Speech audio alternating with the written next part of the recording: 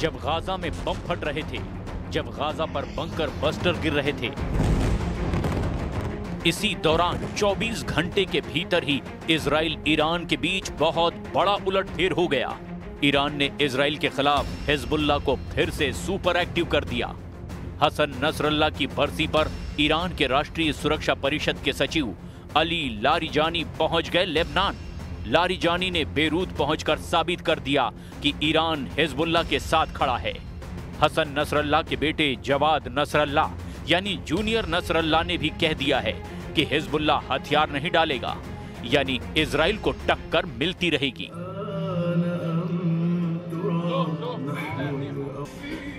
ये है लेबनान की राजधानी बेरूत। बेरूत में दक्षिण का ये इलाका हिजबुल्लाह का गढ़ कहा जाता है। हजारों लोग जुटे हैं। मौका हसन नसरल्लाह की बरसी का है। ये लोग उसी जगह इकट्ठा हुए हैं जहां नसरल्लाह की कब्र है, और यहां लगे पोस्टर बता रहे हैं कि हिजबुल्लाह सुपर एक्टिव हो चुका है और उसको फिर से सक्रिय करने वाली ताकत ईरान है। नसरल्लाह की बरसी पर हिजबुल्लाह के मौजूदा चीफ नईम कासिम का वीडियो संदेश दिखाया गया। ने साफ साफ कह दिया कि हिजबुल्लाह जंग के लिए तैयार है।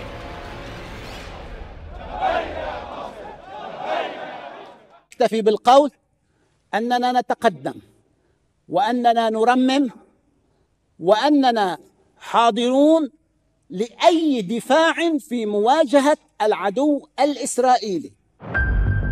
जहां नईम कासिम का भाषण चल रहा था, वहां आसपास लगाए गए पोस्टरों में ईरान के सर्वोच्च नेता अली खामनेई की तस्वीर भी थी, और साथ में कई जगह हसन नसरल्लाह की तस्वीरें भी लगाई गई। ये वीडियो देखकर नेतन्याहू की फिक्र बढ़ गई है, क्योंकि नईम कासिम ने कह दिया है कि हिजबुल्लाह के लड़ाके हथियार नहीं डालेंगे। इस युद्ध में वो कुर्बानी देने से पीछे नहीं हटेंगे। नज़्अ السلاح يعني نزع القوة تلبية لمطلب إسرائيل ولتحقيق أهدافها. ثالثا، لن نسمح بنزع السلاح وسنواجه مواجهة كربلائية لأننا في معركة وجودية। नईम कासिम ने जो बात कही उसके पीछे ईरान से मिलने वाला इशारा भी है।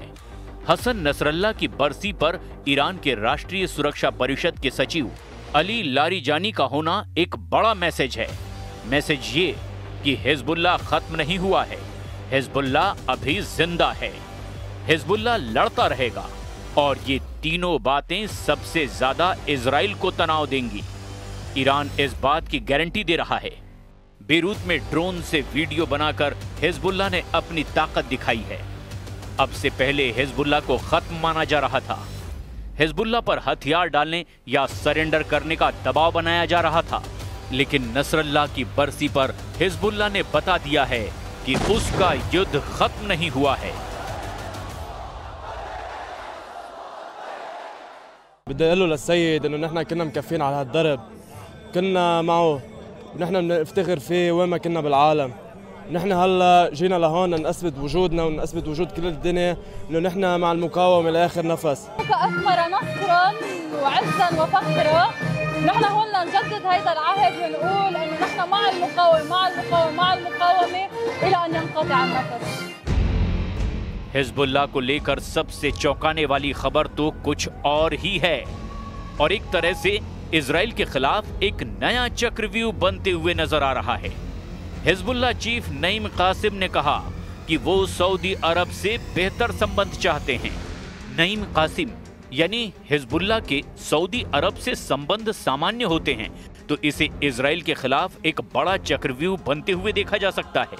ईरान में राष्ट्रीय सुरक्षा परिषद के सचिव अली लारिजानी ने भी कह दिया है कि सऊदी अरब एक मित्र देश है और वो हिजबुल्लाह की सऊदी अरब से बातचीत की पेशकश का स्वागत करते हैं। अब सवाल ये है कि क्या इजराइल के खिलाफ ईरान, हिजबुल्लाह और सऊदी अरब एक प्लेटफॉर्म पर आ सकते हैं? 19 सितंबर को नईम कासिम ने सऊदी अरब के क्राउन प्रिंस मोहम्मद बिन सलमान को बड़ा मैसेज दिया था। नईम कासिम ने कहा था कि वो सऊदी अरब के साथ एक नया रिश्ता कायम करना चाहते हैं, बातचीत चाहते हैं, ताकि दोनों पक्षों के बीच में जो दिक्कतें हैं उन्हें दूर किया जा सके। सऊदी अरब के लिए हिजबुल्लाह का मैसेज अरब मीडिया में छाया रहा, क्योंकि हिजबुल्लाह चाहता है कि इजराइल के खिलाफ अब सऊदी अरब उसके साथ आ जाए। कतर से लेकर तुर्की और बाकी अरब देशों से लेकर इजराइल तक हर जगह ये खबर छाई रही है। गाजा में इजराइल की बमबारी, 66,000 लोगों की मौत और 700 दिनों से ज्यादा चली आ रही इस जंग को लेकर पश्चिम एशिया में बहुत कुछ बदल चुका है। हिजबुल्लाह को लेकर अरब देशों का नजरिया भी बदला है, क्योंकि इजराइल से लगने वाली सीमाओं में सिर्फ लेबनान का हिजबुल्लाह ही रहा है जिसने इजराइल को टक्कर दी है। लेकिन ये टक्कर भी हसन नसरल्लाह की मौत के बाद से कमजोर पड़ी है। हालांकि अब बेरूत में इकट्ठा हुए हजारों की ये भीड़ बता रही है कि हिजबुल्लाह फिर खड़ा हो रहा है।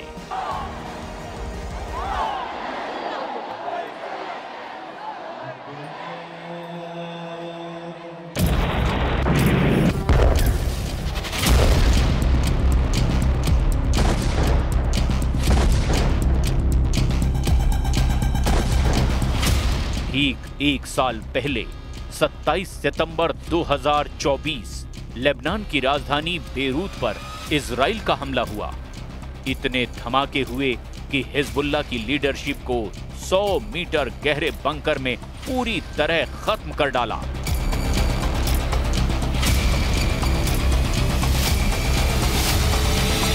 इजराइल ने एक साल पहले हिजबुल्लाह चीफ हसन नसरल्लाह को मार डाला था। तब हिजबुल्लाह कमजोर जरूर हुआ, क्योंकि उसकी लीडरशिप पर बार बार हमले हुए। अब 27 सितंबर 2024 को याद करने के लिए बेरूत में हजारों लोग इकट्ठा हुए। पोस्टरों में हिजबुल्लाह के उन तमाम कमांडरों की तस्वीर है जिनको इजराइल ने लगातार हुए हमलों में खत्म कर दिया। كانت الصدمة قوية، انفجار كتير قوي، يعني اهتزت الضاحية وبيروت وكل أرجاء لبنان اهتز. اللحظات الأولى قلبنا ارتجف شوي وبعدين سمعنا خبر استشهاد इसमें कोई शक नहीं कि लेबनान में इजराइल का दायरा बढ़ा है। इजराइल की फौज लेबनान में भी घुसी, लेकिन फिर उसे वापस लौटना पड़ा। अब 24 घंटे के अंदर बेन्यामिन नेतन्याहू को मिला है बड़ा चैलेंज। ठीक उसी तारीख पर जब नसरल्लाह को मारा गया, उसके ठीक एक साल बाद यानी 27 सितंबर 2025 जूनियर नसरल्लाह यानी हसन नसरल्लाह के बेटे जवाद नसरल्लाह ने दी है बड़ी वार्निंग। जवाद नसरल्लाह का दावा है कि हिजबुल्लाह से हथियार छीनने के बारे में सपने में भी ना सोचना। ईरान के सर्वोच्च नेता अली खामनेई भी कह चुके हैं कि हिजबुल्लाह की ताकत कोई नहीं मिटा सकता और उससे कोई हथियार भी नहीं छीन पाएगा।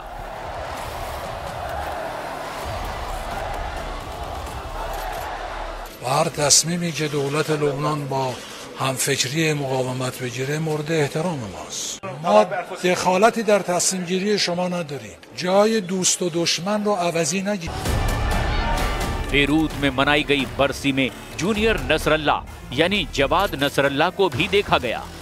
अब जवाद नसरल्लाह को बहुत उम्मीदों के साथ देख रहा है हिजबुल्लाह का कैडर।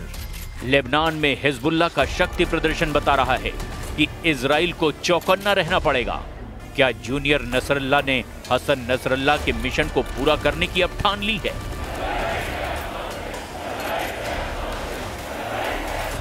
الشخصي يمكن لو يفقد ولد من اولاده مقابل ان يسلم كل من اصيب اهون على قلبه. غضبان، زعلان، عتبان। जहां नसरल्लाह पर बंकर बस्टर बम बरसाकर उसे हमेशा के लिए खामोश कर दिया गया, वहां से हिजबुल्लाह की एक नई जंग का शोर सुनाई दे रहा है। क्या जूनियर नसरल्लाह का दावा बता रहा है कि फिर जिंदा हो चुका है हिजबुल्लाह? क्या हिजबुल्लाह को ईरान से फिर मिलेंगे हथियार? क्या यमन के बाद हमले के लिए तैयार है लेबनान? बेन्यामिन नेतन्याहू कैसे तोड़ेंगे हिजबुल्लाह का नया अवतार? इन सब के बीच ईरान को अलर्ट करने वाली बड़ी खबर रूस के विदेश मंत्री ने दी है। जब से रूस के विदेश मंत्री सर्गेई लावरोव ने कहा कि ईरान पर फिर हमला हो सकता है, तब से तेहरान में रेड अलर्ट है। सिग्नल साफ है कि इजराइल कोई बड़ी तैयारी कर रहा है, जिसकी खबर पुतिन को हो चुकी है और उन्होंने अब ईरान को आगाह भी कर दिया है। रूस और ईरान की दोस्ती बहुत पक्की है। यूक्रेन के युद्ध में ईरान ने रूस को बड़ी मदद की है। हजारों शाहिद ड्रोन रूस को सप्लाई किए गए और इन्हीं ड्रोन की टेक्नोलॉजी से रूस ने अपनी ड्रोन फैक्ट्री तैयार की। ईरान की ड्रोन वाली सपोर्ट ने ज़ेलेंस्की की फौज का जीना मुश्किल कर दिया। इस बात का ख्याल पुतिन को भी है, इसीलिए उनके आदेश पर रूस के विदेश मंत्री ने संयुक्त राष्ट्र में ईरान से हो रही नाइंसाफी का मुद्दा भी उठाया। И его стремление добиваться от Тегерана односторонних уступок путем шантажа и давления. Считаем такую политику неприемлемой, а все манипуляции для восстановления антииранских санкций ООН, как и сами эти санкции, незаконными. एक बात तो बिल्कुल साफ है कि ईरान और रूस साथ साथ है और अब ईरान हिजबुल्लाह को फिर से खड़ा करके बाकी अरब देशों का गुट बनाने की भी कोशिश कर रहा है। कतर पर हुए इजरायली अटैक ने पहले ही अरब वर्ल्ड को इजराइल के खिलाफ कर दिया है। लेकिन दूसरा सच ये भी है कि लेबनान में हिजबुल्लाह और यमन में हूथी के अलावा इजराइल से लड़ने की ताकत अब तक किसी अरब देश ने नहीं जुटाई है।